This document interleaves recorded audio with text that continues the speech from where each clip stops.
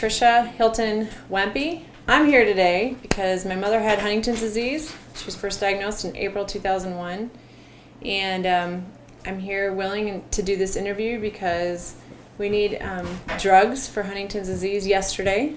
It's something that we need right now for HD families. We need some significant therapeutic drugs. I have 3 older brothers. 2 of them are here. I'm Wes Hilton, and we wanted to tell our story about Huntington's disease and with Mom. And Mom was a first-generation HD patient. There's no treatment for it, and it's a genetic illness, so it affects the whole next generation. So, my name is Birch Hilton, and I'm here trying to get some successful treatment for Huntington's disease, and looking to the shepherds of the world to help us with this intervention. Carrie? And I'm Carrie Hilton. I live outside of Bridgewater, and I'm married to Wes Hilton. Mm-hmm. So in April 2001, when my mother was diagnosed with HD, I will just speak specifically how stunning and shocking it was, because leading up to this, they had educated us about the possibility of HD, but it was my understanding, because we didn't have it in our family, that the chances of her having it were like 1 in a million, or we were dealing with some ataxia of Huntington's disease. So we really went into the doctor's appointment expecting some other diagnosis. When the doctor finally drew her blood and we came back for that next appointment, and it's 100% when we're together, so we knew that clearly.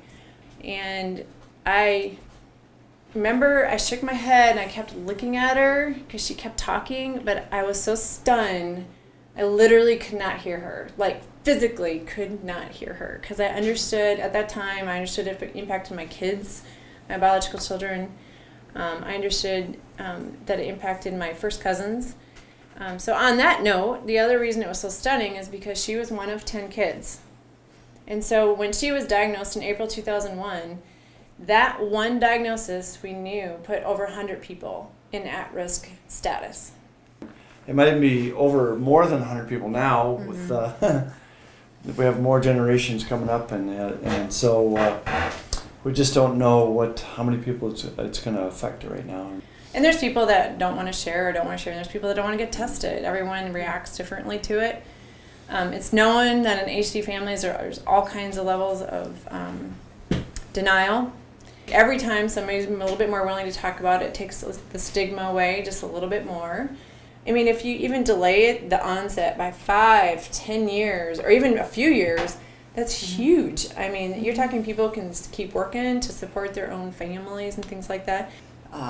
There's this tidal wave of tough times headed your way, and it's just a matter of time. I mean, that's how the professionals speak about it, and it is really tough, and we had some really hard times with Grandma Annie.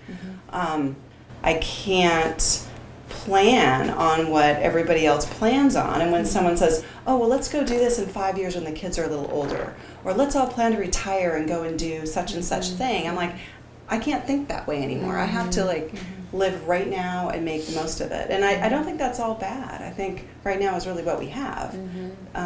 So in some ways it's been this sort of backhanded weird gift to focus on today.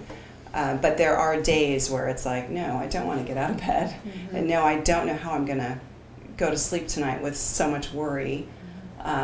And prayer helps, and community helps. So the Shepherd's Gift is a nonprofit. We established our 501c3 status in November 2014, and we are a grassroots movement.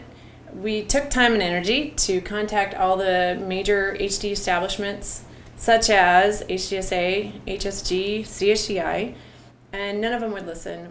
We just wanted to say, hey, here's a drug, prospective therapeutic drug. Please help us get it going in human clinical trials, and that wasn't happening. So there was actually one secretary, I can't remember her name now, bless her soul, she was the one who just said, look, it's a money issue. She just said everyone has their money tied up in their projects. You just can't go launch your project on their agenda. She just was frank with me. And that ended up being pivotal for me. And I was like, okay, so our grassroots effort, we established this nonprofit, pragmatically speaking, because we knew we needed to band together.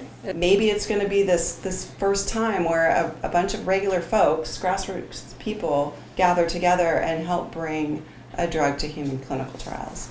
That's our hope and that's our dream. And we can't do it without the lamb producers being willing to go out on a limb and try and raise these lambs within their existing flock or herd. So we're really grateful that they're willing to do it, and that Larry and Sue have led the way, and they have all the experience with it. You know, it's already been in human bodies. It's in human bodies, but it's been used for human clinical trials with Parkinson's. Mm-hmm. So we in our hearts know it's safe, and we also know that we need it today. So we're a little bit out of patience, but we're also going to hang in there together and do what we can. Mm-hmm. And we can't do everything, but we can do something. Mm-hmm. Specifically, the GM1 research that's coming out of the Lammers Association is providing, for me personally, a sense of hope that there's treatment, and that once I begin to decompensate, because I'm considered pre-symptomatic at this point, that there is a legitimate treatment that promises and provides hope for success to extend my life, essentially, and to live a fuller and happier life. There is a stigma, just admit it. I mean, we don't always feel comfortable talking about it because we know somebody's going to react poorly to it. But the fact of the matter is that that's through education and advocacy is the only way we're going to educate people about GM1 for HD. I just believe getting one more drug in the pipeline is going to help the HD community, and to use all that negative energy, you know, in a healthier way. And so for me, overall, I am just full of gratitude that I have a project like this when I'm willing and able and well-bodied and my mind is with me, and I have a long time left and my mind's with me. I'm very thankful to have a project that I can work on like this. I mean, contrary to other people's beliefs about a synthetic drug, the fact that it's naturally occurring and that it's in my body already, and that it's uncanny that these sheep produce a whole bunch of it, but that it's already proven to be safe, for me, morally, I feel like we need to give it a try. Like, I'm not against all the other research that I mean, I want lots of different kinds of treatment because it manifests in a lot of different ways. The symptoms. Starting with mom getting diagnosed and all that learning process of what that meant, you know, for right then and there, from that point forward, we went quite a long time listening to researchers and reading internet stories and everything we possibly could for a long time. And after a while, I checked out with the research hope. And to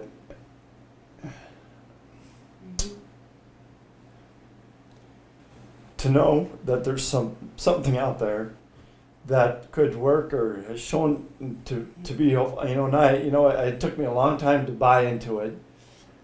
And after reading all the hopeful stories out there from other treatments and medicines, this seemed a little too simple answer, but you know, it does provide a sense of help.